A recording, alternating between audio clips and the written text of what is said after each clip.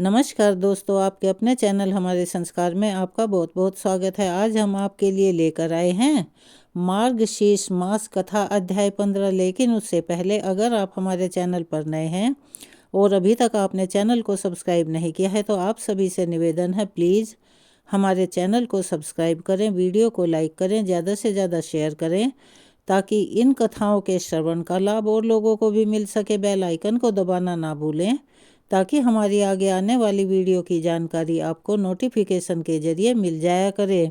आपका ये छोटा सा प्रयास यानी कि आपको बहुत कम समय लगता है, हमारे लिए काफ़ी कारगर और मददगार साबित होता है। परम पिता परमेश्वर की कृपा आप सभी पर हमेशा बनी रहे। कमेंट्स बॉक्स में जय श्री कृष्णा, राधे राधे, हर हर महादेव लिखना ना भूलें। जिस तरह से कोई जब नन्हा बच्चा पैदा होता है तो उसके जन्म के समय कुछ रस्में होती हैं। जब वह बच्चा थोड़ा बड़ा होता है तो उस बच्चे का नामकरण होता है। उससे कुछ और बड़ा होने पर अन्नप्राशन नामक संस्कार किया जाता है, जिसमें बच्चे को पहली बार अन्न खिलाया जाता है। तो चलिए आप सभी भगवान श्री कृष्ण के अन्नप्राशन संस्कार में और उससे जुड़ी हुई रोचक और पावन कथा सुनने के लिए।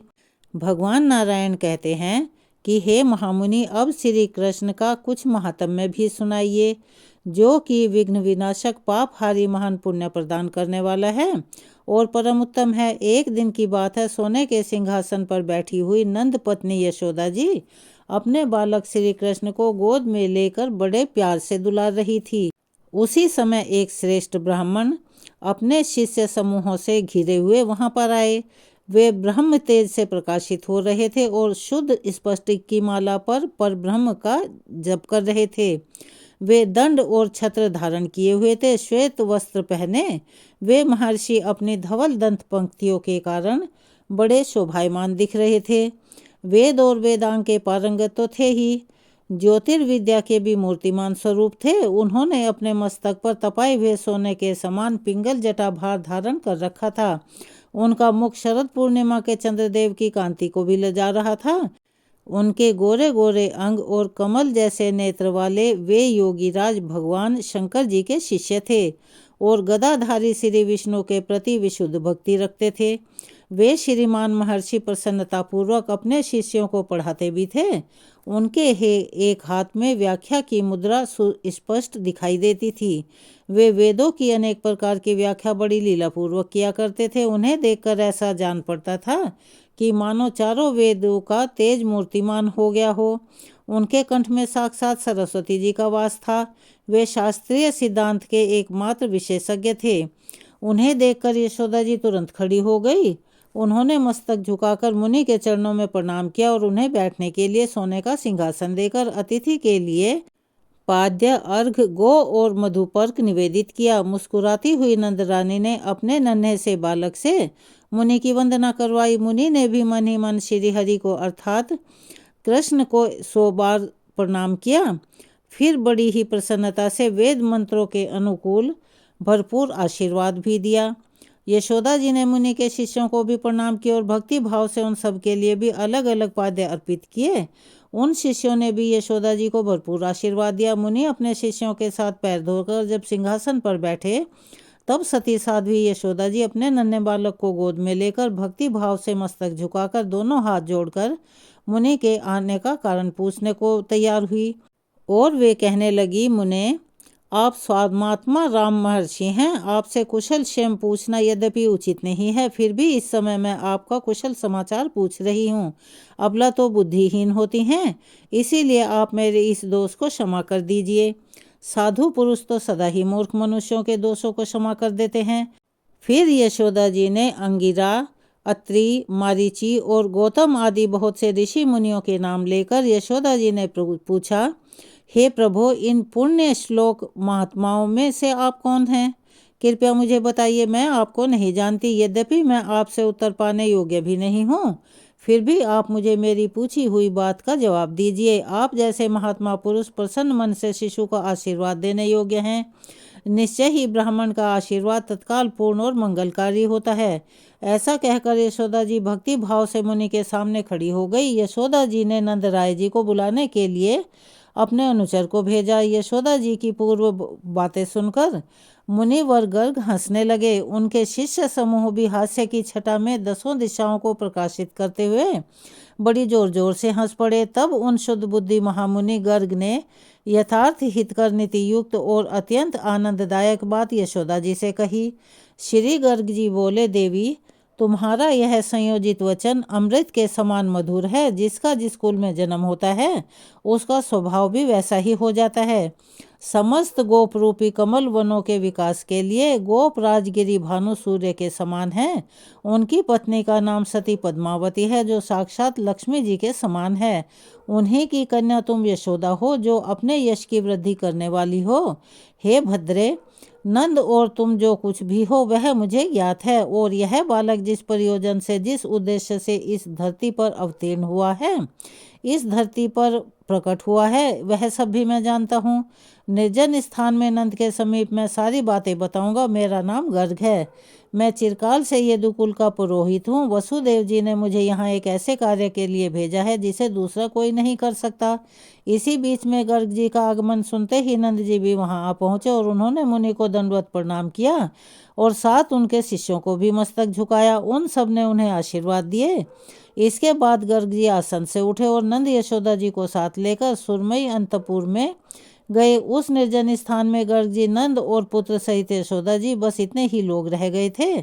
उस समय गर्ग जी ने यह गुण रहस्य कहा। श्री गर्ग जी बोले, नंद, अब मैं तुम्हें मंगलकारी वचन सुनाता हूँ। वासुदेव जी ने जिस उद्देश्य से मुझे यहाँ भेजा है उसे सुनो। वासुदेव जी ने सूतिकागार में आकर अपना पुत्र तुम्हारे यहाँ रख दिया है, और तुम्हारी कन्या को वे मथुरा ले गए हैं। ऐसा उन्होंने कंस के भय से किया है, और यह पुत्र वसुदेव का है, और जो इससे भी ज्येष्ठ है वह भी उन्हीं का है। यह निश्चित बात है। इस बालक का अन्नप्राशन और नामकरण संस्कार करने के लिए वसुदेव ने गुप्त रूप से मुझे यहाँ भेजा है। इसीलिए तुम ब्रज में इन बालकों के संस्कार की तैयारी करो। तुम्हारा यह शिशु पूर्ण ब्रह्म स्वरूप है, और माया से इस भूतल पर अवतरित होकर पृथ्वी का भार उतारने के लिए उद्यमशील है। ब्रह्मा जी ने इनकी स्तुति की थी। उनकी प्रार्थना से यह भूतल पर धरती का भार हरण करेगा। इस शिशु के रूप में साक्षात राधिका वल्लभ गोलोकनाथ भगवान श्री कृष्ण पधारे हैं। बैकुंठ में जो कमलकांत नारायण हैं तथा श्वेत द्वीप में जो जगत पालक विष्णु जी निवास करते हैं, वे भी इन्हीं में अंतर्भूत हैं। महर्षि कपिल और उनके अन्यान्य अंश भी इनसे अलग नहीं हैं। वे इनकी तेजो राशि हैं। वह तेजो राशि ही मूर्तिमान होकर उनके यहाँ अवतरित हुई है। भगवान श्री कृष्ण वासुदेव को अपना रूप दिखाकर शिशु रूप हो गए थे, और सूतिकागार से इस समय तुम्हारे घर में आ गए हैं। यह किसी योनि में प्रकट नहीं हुए हैं, अयोनिज रूप में ही भूतल पर प्रकट हुए हैं। इन श्री हरि ने माया से अपनी माता के गर्भ को वायु से पूर्ण कर रखा था, फिर स्वयं प्रकट होकर अपने इस दिव्य रूप का वसुदेव जी को दर्शन करवाया, और फिर शिशु रूप होकर वे यहाँ आ गए हैं। गोप, आज युग युग में इनका अलग अलग वर्ण और नाम भी है। यह पहले श्वेत, रक्त और पीत वर्ण के थे। इस समय कृष्ण वर्ण होकर प्रकट हुए हैं। सतयुग में इनका वर्ण श्वेत था। यह तेज पुंज से ढके होने के कारण अत्यंत प्रसन्न जान पड़ते थे। त्रेता युग में इनका रंग लाल हुआ, और द्वापर युग में यह भगवान पीतवर्ण के हो गए। कलयुग के आरंभ में इनका रंग कृष्ण हो गया। यह श्रीमान तेज की राशि और परिपूर्णमयी ब्रह्म है, इसीलिए कृष्ण कहे गए हैं। नंद, इस प्रकार मैंने तुम्हारे पुत्र की महिमा का अपनी बुद्धि और ज्ञान के अनुसार वर्णन किया है। इसे मैंने गुरु जी के मुख से सुना था। कृष्ण, पीताम्बर, कंस ध्वंसी, विष्टर सर्वा, देवकी नंदन, श्रीश, यशोदा नंदन, हरि, सनातन, विष्णु, अच्युत, सर्वेश, सर्वगति, राधा बंधु, राधिका आत्मा, राधिका जीवन, राधिका सहचारी, राधा मानस पूरक, राधा धन, राधिका, राधा प्राण, राधिकेश, राधिका रमण, राधिका चित्तचोर, प्रभु परिपूर्णतम, ब्रह्म गोविंद और गरुड़ ध्वज नंद, यह श्री कृष्ण के नाम जो तुमने मेरे मुख से सुने हैं, हृदय में धारण करो। हे शुभेक्षण, यह नाम जन्म तथा मृत्यु के कष्ट को हर लेने वाले हैं। तुम्हारे कनिष्ठ पुत्र के नामों का महत्व जैसा मैंने सुना था वैसा यहाँ बताया है। अब ज्येष्ठ पुत्र हलधर के नाम का संकेत भी सुनो। वे जब गर्भ में थे उस समय उस गर्भ का संकर्षण किया गया था, इसीलिए इनका नाम संकर्षण है। वेदों में यह कहा गया है कि इनका कभी अंत नहीं होता, इसीलिए यह अनंत भी कहे गए हैं। इनमें बल की अधिकता है, इसीलिए इनको बलदेव कहते हैं। हल धारण करने के कारण इनका नाम हली हुआ है। नील रंग का वस्त्र धारण करने से इन्हें शतीवाशा अर्थात नीलांबर भी कहते हैं, और मूसल को आयुध बनाकर रखते हैं, इसीलिए मूसली भी कहे गए हैं। रेवती के साथ इनका विवाह होगा, इसीलिए यह साक्षात रेवती रमण है। रोहिणी के गर्भ में वास करने से इनका महाबुद्धिमान संकर्षण को रोहिण कहा गया है। इस प्रकार ज्येष्ठ पुत्र का नाम जैसा मैंने सुना था वैसा बताया है। नंद, अब मैं अपने घर को जाऊंगा, तुम भी अपने भवन में सुखपूर्वक रहो। ब्राह्मण की यह बात सुनकर नंद जी स्तब्ध रह गए। यशोदा जी भी निश्चेष्ट हो गई और वह बालक स्वयं हंसने लगा। तब नंद जी ने गर्ग जी को प्रणाम करके दोनों हाथ जोड़ लिए और बड़े भक्ति भाव से मस्तक झुकाकर बड़े विनय के साथ कहा, ब्राह्मण, अगर आप चले गए तो कौन महात्मा इस कर्म को करवाएंगे? इसीलिए आप स्वयं ही शुभ दृष्टि करके इन बालकों का नामकरण और अन्नप्राशन संस्कार करवा दीजिए। राधा बंधु से लेकर राधा प्राणाधिक तक जो नाम समूह बताए गए हैं, उनमें जो राधा नाम आया है वह राधा भला कौन है और किसकी पुत्री है? नंद जी की यह बात सुनकर मुनिवर गर्ग हंसने लगे और बोले, यह परम निर्गुण तत्व और रहस्य की बात है जिसे मैं तुम्हें बताऊंगा। गर्ग मुनि बोले, नंद सुनो, मैं पुरातन इतिहास बता रहा हूँ। यह वृतांत पहले गोलोक में घटित हुआ था, उसे मैंने भगवान शंकर के मुख से सुना है। किसी समय गोलोक में श्री दामा का राधा के साथ लीला प्रेरित कलह हो गया था, यानी कि वाद विवाद हो गया था। उस वाद विवाद के कारण श्री दामा के श्राप से लीलामयी गोपी राधा को गोकुल में आना पड़ा है। इस समय वे वृषभानु गोप की बेटी हैं और कलावती उनकी माता है। राधा श्री कृष्ण के अर्धांग से प्रकट हुई हैं और वे अपने स्वामी के अनुरूप ही परम सुंदरी और सती हैं। यह राधा गोलोक वासिनी है, परंतु इस समय श्री कृष्ण की आज्ञा से ही यहाँ अयोनिज संभवा होकर प्रकट हुई हैं। यही देवी मूल प्रकृति ईश्वरी हैं। इन सती साध्वी राधा ने माया से माता के गर्भ को वायु से भरकर वायु के निकलने के समय स्वयं शिशु विग्रह धारण कर लिया था, यानी कि शिशु का रूप धारण कर लिया था। यह साक्षात कृष्ण माया है और श्री कृष्ण के आदेश से ही पृथ्वी पर प्रकट हुई हैं। जैसे शुक्ल पक्ष में चंद्रमा की कला बढ़ती है, उसी प्रकार ब्रज में राधा बढ़ रही है। श्री कृष्ण के तेज के आधे भाग से वे मूर्तिमती हुई हैं। एक ही मूर्ति दो रूपों में बट गई है। इस भेद का निरूपण वेद में किया गया है। यह स्त्री है, वे पुरुष हैं, और किंचित वे ही स्त्री हैं और यह पुरुष हैं। इसका स्पष्टीकरण नहीं हो पाता। दो रूप हैं, दोनों ही स्वरूप गुण और तेज की दृष्टि से एक जैसे हैं। पराक्रम, बुद्धि, ज्ञान और संपत्ति की दृष्टि से भी उनमें कुछ भी कम या ज़्यादा नहीं है, किंतु वे गोलोक से यहाँ पहले आई हैं, इसीलिए वे अवस्था में श्री कृष्ण से कुछ बड़ी हैं। श्री कृष्ण सदा राधा का ध्यान करते हैं और राधा भी अपने प्रियतम का निरंतर स्मरण करती रहती हैं। राधा श्री कृष्ण के प्राणों से बनी हुई हैं और यह श्री कृष्ण राधा प्राणों से मूर्तिमान हुए हैं। श्री राधा का अनुसरण करने के लिए ही इनका गोकुल में आगमन हुआ है। पूर्व काल में गोलोक में श्री हरि ने जो प्रतिज्ञा की थी उसे सार्थक करने के लिए कंस के भय का बहाना लेकर इनका गोकुल में आगमन हुआ है। केवल प्रतिज्ञा का पालन करने के लिए ही यह ब्रज में आए हैं। भय तो छलना मात्र है और जो भय के भी स्वामी हैं, भला उन्हें किसी से क्या भय हो सकता है। सामवेद में राधा शब्द की व्युत्पत्ति बताई गई है। पहले नारायण देव ने अपने नाभि कमल पर बैठे हुए ब्रह्मा जी को यह व्युत्पत्ति बताई थी। फिर ब्रह्मा जी ने ब्रह्मलोक में भगवान शंकर को इसका उपदेश दिया। फिर पूर्व काल में कैलाश शिखर पर विराजमान महेश्वर ने मुझे यह उपदेश दिया, जो देवताओं के लिए भी दुर्लभ है। अब मैं इसका वर्णन करता हूँ, ध्यान से सुनो। राधा शब्द की उत्पत्ति देवताओं, असुर और मुनिंद्र को भी अभीष्ट है और वह सबसे उत्कृष्ट और मोक्षदायिनी है। राधा का रेफ करोड़ों जन्मों के पाप और शुभाशुभ कर्म भोग से छुटकारा दिलवाता है। आकार गर्भवास, मृत्यु तथा रोग का दूर करता है। धकार अर्थात ध आयु की हानि का और अकार भव बंधन का निवारण करता है। राधा नाम के श्रवण, स्मरण और कीर्तन से यह सारे दोषों का नाश हो जाता है, इसमें संदेह नहीं है। श्री राधा नाम के श्रवण, स्मरण और कीर्तन का सुयोग मिलने से मोह, जाल, पाप, रोग, शोक, मृत्यु और यमराज तक कांप उठते हैं, इसमें भी संदेह नहीं है। श्री राधा माधव के नाम की यह किंचित व्याख्या से जो गुरु मुख से सुनी थी वह मैंने बिल्कुल यहाँ बताई है। इन नामों की संपूर्ण रूप से व्याख्या करने में तो मैं असमर्थ हूँ। नंद जी, यहाँ पास ही वृंदावन में श्री राधा और माधव का विवाह होगा। साक्षात जगत ब्रह्मा जी पुरोहित होकर अग्निदेव को साक्षी बनाकर प्रसन्नता पूर्वक यह वैवाहिक कार्य संपन्न करेंगे।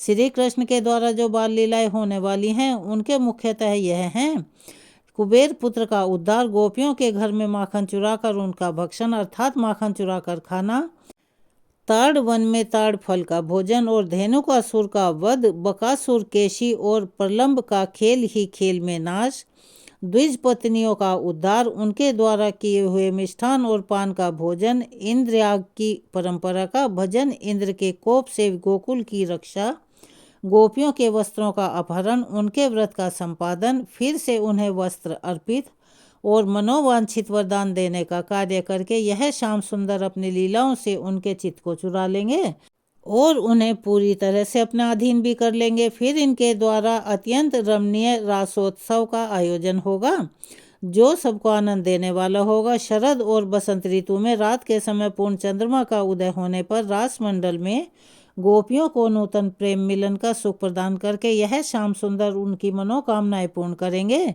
फिर कौतूहल वश उनके साथ जल विहार भी करेंगे। फिर श्री दामा के श्राप के कारण इनका गोप गोपियों और श्री राधा के साथ 100 वर्षों के लिए वियोग भी हो जाएगा। उस समय यह मथुरा चले जाएंगे और इनका वहां जाना गोपियों के लिए बड़ा शोककारी होगा। उस समय पुनः ये उनके पास आकर उन्हें समझा बुझाकर धैर्य बंधाएंगे और आध्यात्मिक ज्ञान प्रदान करेंगे।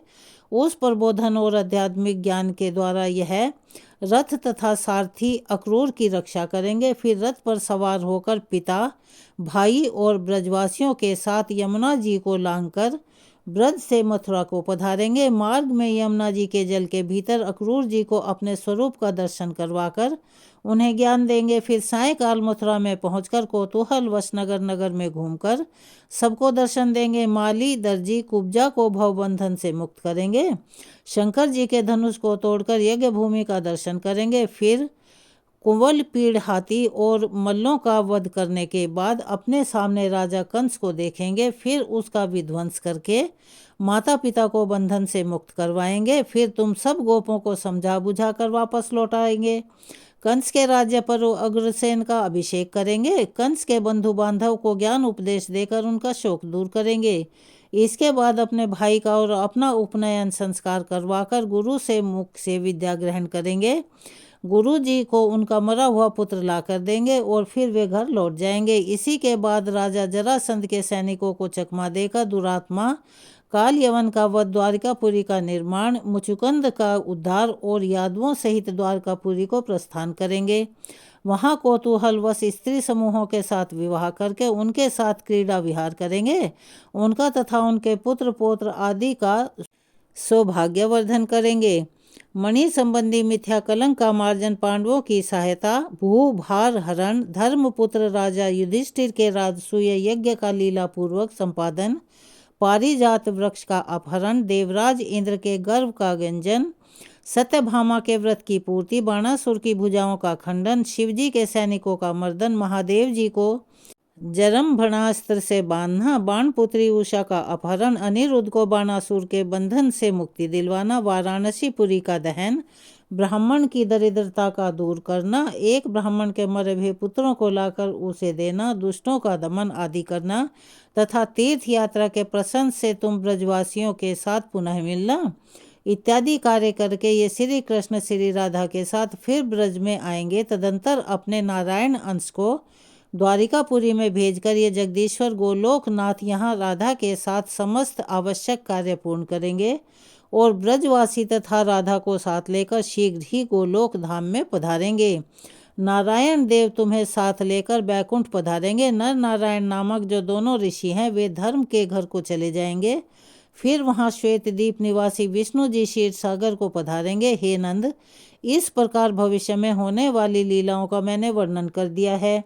यह वेद का निश्चित मत है। अब इस समय जिस उद्देश्य से मेरा यहाँ आना हुआ है उसे बताता हूँ। आज के अध्याय को हम यहीं पर विराम देते हैं। इसके आगे का वृतांत हम आपको अगली वीडियो में सुनाएंगे, उसका इंतज़ार कीजिए।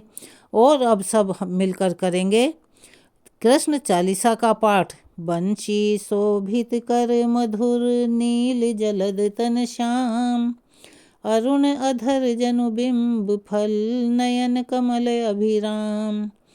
पूर्ण इंद्र अरविंद मुख पीतांबर शुभ साज, जय मन मोहन मदन छवि कृष्ण चंद्र महाराज। जय यदुनंदन जय जगवंदन, जय वसुदेव देवकी नंदन। जय यशोदा सुत नंद दुलारे, जय प्रभु भक्तन के द्रग तारे। जय नट नागर नाग नथैया, कृष्ण कन्हैया धेनु चरैया। पुनि नख पर प्रभु गिरिवर धारो, आओ दीनन कष्ट निवारो। बंशी मधुर अधर धरि तेरी, होवे पूर्ण मनोरथ मेरो। आओ हरिपुरी माखन चाखो, आज लाज भारत की राखो। गोल कपोल चिबुक अरुणारे, मृदु मुस्कान मोहिनी डारे। रंजित राजीव नयन विशाला, मोर मुकुट बैजंती माला। कुंडल शवन पीत पट आछे, कटि किंकणी काछन काछे। नील जलज सुंदर तनु सोहे, छवि लखि सुर नर मुनि मन मोहे। मस्तक तिलक अलक घुंघराले, आओ कृष्ण बांसुरी वाले। करी पय पान पुतन हिमारियो, अका बका का गासुर मारियो। मधुबन जलत अग्नि जब ज्वाला, भय शीतल लखि तहि नंद लाला। सुरपति जब ब्रज चढ़े रिसाई, मसूर धार वारी बरसाई। लगत लगत ब्रज चहन बहायो, गोवर्धन नख धारी बचायो। लखी यशोदा मन भ्रम अधिकाई, मुख मह 14 भुवन दिखाई। दुष्ट कंस अति उधम मचायो, कोटि कमल जब फूल मंगायो। नाथी काली यहीं तब तुम लीन्हे, चरण चिन्ह दय निर्भय कीन्हे। करि गोपिन संग रास विलासा, सबकी पूरन करि अभिलाषा। केतिक महा असुर संघारियो, कंस ही केस पकड़ी दय मारियो। मात पिता की बंदी छुड़ाई, उग्रसेन कह राज दिलाई। मही से मृतक छहो सुतलायो, मातु देव की शोक मिटायो। भौमासुर मुर दैत्य संघारी, लाए 10 सहस कुमारी। दे भीम ही तृण चीर सहारा, जरा सिंधु राक्षस कह मारा। असुर बकासुर आदिक मारियो, भक्तन के तब कष्ट निवारियो। दीन सुदामा के दुख टारियो, तंदुल 3 मूठ मुख डारियो। प्रेम के सागे विदुर घर मांगे, दुर्योधन के मेवा त्यागे। लखी प्रेम की महिमा भारी, ऐसे श्याम दीन हितकारी। भारत के पारथ रथ हाके, लिए चक्र कर नहीं बल ताके। निज गीता के ज्ञान सुनाए, भक्तन हृदय सुधा बरसाए। मीरा थी ऐसी मतवाली, विष पी गई बजा कर ताली। राणा भेजा सांप पिटारी, शालिग्राम बने बनवारी। निज माया तुम विदहि दिखायो, उड़ते संशय सकल मिटायो। तब शत निंदा करी तत्काला, जीवन मुक्त भयो शिशुपाला। जब ही द्रौपदी टेर लगाई, दीनानाथ लाज जब जाई। तुरत ही वसन बने नंदलाला, बड़े चीर भय अरिमुह काला। असनाथ के नाथ नथैया, डूबत भंवर बचावत नैया। सुंदर दास आस उरधारी, दया दृष्टि कीजे बनवारी। नाथ सकल मम कुमति निवारो, समहु बेगी अपराध हमारो। खोलो पट अब दर्शन दीजो, बोलो कृष्ण कन्हैया की जय। यह चालीसा कृष्ण का पाठ करे उरधारी, अष्ट सिद्धि नवनिधि फल लहे पधारत चारी। कृष्ण चालीसा यहाँ समाप्त होती है। अगर आप हमारे चैनल पर नए हैं और अभी तक आपने चैनल को सब्सक्राइब नहीं किया है तो आप सभी से निवेदन है, प्लीज़ हमारे चैनल को सब्सक्राइब करें, वीडियो को लाइक करें, ज़्यादा से ज़्यादा शेयर करें ताकि यह कथाएं और लोगों तक भी पहुंच सके, उन्हें भी इसका लाभ मिल सके। बेल आइकन को दबाना ना भूलें ताकि हमारी आगे आने वाली हर वीडियो की जानकारी आपको नोटिफिकेशन के जरिए मिल जाया करे। अपना प्यार और सहयोग हमें ऐसे ही देते रहें। कमेंट्स बॉक्स में जय श्री कृष्णा, राधे राधे, हर हर महादेव लिखना ना भूलें। आपके ये छोटे छोटे से प्रयास हमारी काफ़ी मदद करते हैं। धन्यवाद।